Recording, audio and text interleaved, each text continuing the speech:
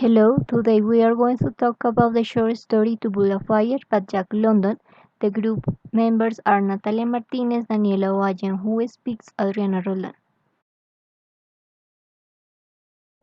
Jack London was a novelist and short story writer. Then we will talk more about him. Jack London was born in 1876 to a mother who had attempted to commit suicide during her pregnancy. His biological father's identity is unconfirmed. When London was a baby, his mother married the man whose name he carries, John London. Between his recognition, he was the highest paid writer in the 20s. London died at his ranch on November 22 of 1916 after suffering with various health issues, including dysentery, alcoholism, and uremia. His family moved to Oakland, California when he was a child. At 17, he hoped to attend college at the University of California, Berkeley, and become a writer. In 1905, he purchased a ranch in Glen Ellen, California. The ranch was very important to London, and he wrote and published many popular stories, especially after 1910, with the intention of financially supporting the ranch. Jack London belonged to naturalism literary movement. It happened in the late 19th and 20th century. The main characteristics of this literary movement are: first, this movement was inspired by the adaptation of the principles and methods of natural science and the Darwinian view of nature. Second, this movement suggests the roles of family, social condition, and environment in shaping human character. And the last is naturalistic writers studied human beings governed by their instincts and passion, as well as the ways in which the characters' lives were governed by forces of heredity and environment. The historical key event related to Jack London's time is the Klondike Gold Rush. It was a mass exodus of migrants to Canadian Yukon Territory and Alaska after gold was discovered there in 1896. The Klondike Gold Rush helped to the Pacific Northwest economy. However, it had negative impact for the environment and on Yukon natives. Now we are going to talk about the analysis of the literary elements. One element in the literary elements is the point of view. The narrator in the story To Build a Fire is a third person omniscient. He is unknown and takes the reader inside the character's thoughts, feelings, and motives, as well as shows what the characters say and do. We can see in the next quote. Once in a while the thought repeated itself that it was very cold and that he had never experienced such cold. The next element is setting. The story happens in one single day. The time period is in 1896 when gold was discovered in Canada. The specific place is the wilderness of the frozen Yukon Trail, and the geographical location is Yukon Trail. We can see in the next quote. They have done cold and gray when the man turned aside from the main Yukon Trail. In characters, we have two groups. The first group is major characters, in which we have the man, which is a round character because he is well described and changed as a result of something that happens to him. Also is dynamic since what happens to him make a change in the story. Also, we have the dog. It is a major character. It is flat because it doesn't change in the course of the story. The second group is minor characters. In this group, we only have the old man of Sulphur Creek. It's a foil character since provides a contrast with the protagonist and also is flat because it does not change in the course of the story. Now we're going to see the characterization of each character. In first place we have the man, In the story, we can notice he's not able to imagine, he's quick and ready in the things of life, but just in the things knowing their meanings, and he is most of an observer. As physical description, we only can see that he has a beard, and personality, we can notice he's arrogant, naive, and lonely. Now we can talk about the dog. It is a native dog. It's a wolf dog. It's gray and coated. This is its physical description. And its personality, he's curious, instinctive, and bold. Now, talking about the old man of Sulphur Creek, we can see he's a veteran. He knows the territory very well, and he gives advices to the men. We don't have a physical description of the old man. The plot is divided in 5 parts. The first part is exposition, that is how the story begins. The example is: he climbed the high air bank where a little travel trail led east through the pine forest. It was a high bank, and he paused to breathe at the top. The second part is raising action. This is about all the crises and actions which lead the climax. The example is: and then it happened. At a place where there were no sights, the man broke through. It was no deep. He was wet to the knees before he got out of the water to the firm snow. The third part is climax. This is the most intense moment of all the story. This example tells us about the part when the snow fell down and turned off the fire the man has built. The fourth part is falling action. This is about all the actions which follow the climax. One example is: he would kill the dog and bury his hands in the warm body until feeling returned to them. Then he could build another fire. The last part is resolution. This is about how the story ends. The example is: then the man dropped into what seemed to him the most comfortable and satisfying sleep he had ever known. Conflict is what creates the plot. In this story, the conflict is man versus nature. There is a run-in with the force of nature. Throughout all the story, we can see the protagonist fighting with the cold and his force to not get frozen and be able to arrive at the camp. For example, this time the shaking because of the cold began more quickly. He was losing his battle with the frost. It was moving into his body from all sides. Then we have irony. Irony is a difference between what is expected and reality. The first type of irony that we found in this story is situational irony. This is because the whole story the man was skeptical about the nature's power. The example is: then he knew what was wrong. He had forgotten to build a fire and warm himself.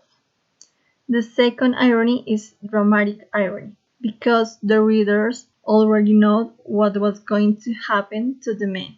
Example: each time he pulled a stick, he shook the tree slightly. There are three main themes in the story. The first one is life as a struggle for survival. The man tries to stand up against the elements in the brutal cold. For example, well, here he was. He had the accident, he was alone, and he had saved himself. A second theme is the determinism. Throughout the story, the man never gives up and achieves his goal. Arrived at Henderson Creek with the boys, almost until his death. Example: and all the time in his mind he knew that each instant his feet were freezing. This thought alarmed him, but he fought against it and kept calm. The last one is the hostility of nature. Nature is the main antagonist of the story. The effects of the low temperatures suffered by the man are well described. Example: but the awful cold had already driven the life out of his fingers. The another literary element is symbolism. We have 4. The first one is the fire. It symbolizes life. If the man can build a fire, he will survive. And the quote says, he had forgotten to build a fire and warm himself. The another symbolism is the dog. During the story, it represents the instinct to contrast with the man's reason. And the quote says, when he fell a second time, the dog could still over its feet that sat in front of him, facing him, curiously eager. The other two symbolisms are the old man. He has a healthy respect for the return nature present. He also seems to understand the natural world in more instinctual ways. The quote says, the old timer had been very serious in laying down the law that no man must travel alone in the Klondike after 50 below, and the last symbolism is the main Yukon Trail. The main trail symbolizes security, uncertainty, and the departure from this foreshadows the dangers the man will face. The quote says, they have turned cold and grey when the man turned aside from the main Yukon Trail. The another element is foreshadowing. In this, the reader can infer that something bad is going to happen in the story. We can see in the next quote. However, there seems to be an indescribable darkness over the face of things. The structure of the story is chronological. It starts at the beginning and moves through time. The story starts like this. They had dawned cold and grey when the man turned aside from the main Yukon Trail. And it ends like this. Later, the dog howled loudly. Still later, it moved closer to the man and caught the smell of death. Then it turned and ran along the trail toward the camp it knew, where there were the other food providers and fry providers. In the structure, we can also see flashback. Even though the story unfolds chronologically, the man recalls the old man's advice. Example: he remembered the advice of the old man on Sulphur Creek and smiled. The man had been very serious when he said that no man should travel alone in that country after 50 below zero. Another element is the mood. In the atmosphere of the story, we can find a mood of despair and hopelessness since the beginning, like in this quote. A certain fear of death came upon him. He realized that it was no longer a mere problem of freezing his fingers and toes, or of losing his hands and feet. Now it was a problem of life and death with the circumstances against him. And last but not least is the tone. The tone is the author's attitude stated or implied toward a subject. In this case, the author's tone is cold and unemotional in almost all the dramatic situations suffered by the main character or the story. For example, empty as the man's mind was of those, he was most observant. He noticed the change in the creek, the curves, and the bends. Now we are going to talk about the analysis of the literary language. The author's style has the following characteristics. There is almost no dialogue between characters, the short sentence in all the story, the use of descriptive language that almost sounds scientific in some occasions, and the author is always focused in the details of the environment. For example, he continued through the level forest for several miles. Then he went down a bank to the frozen path of a small stream. Also, the use of the repetition that we can see in these quotes. First, he knew that, and he was sorry that he had not worn the sort of nose War Bud wore when it was cold. The second one, there was no mistake about it, it was cold. In the figurative language, we have simile. The first quote said, the blood was alive like the dog. Here the author compares the man's blood with the dog in order to show that both characters are alive. The next one quote says, the thick socks were like iron almost to the knees. Here the author compares the thick socks with iron since those are too heavy. In metaphor, we have the first quote: "He devoted his whole soul to picking up the matches." The author compares the mental effort with physical effort, and the another quote says, "He treated the flame carefully, it meant life, and his mum no cease."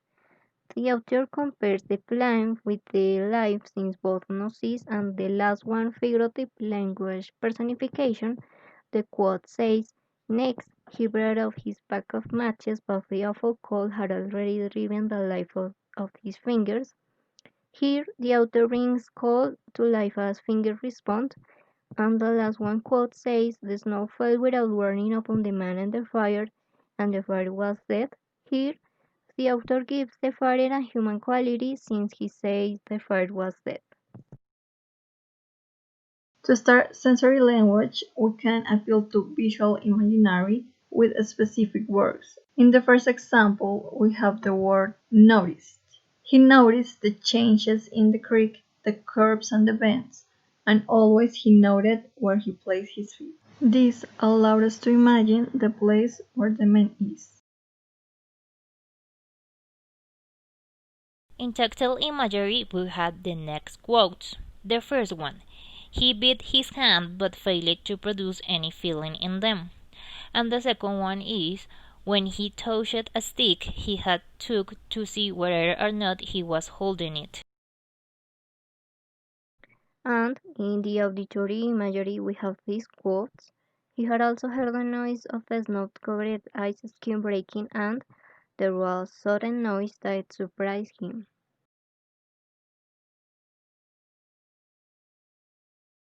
Finally, we can detect olfactory imagery with words such as smell in these two examples. The second example says, "His flesh was burning, he could smell it." Finally, here is the link of the video by Nexus Studios and all the references that we use.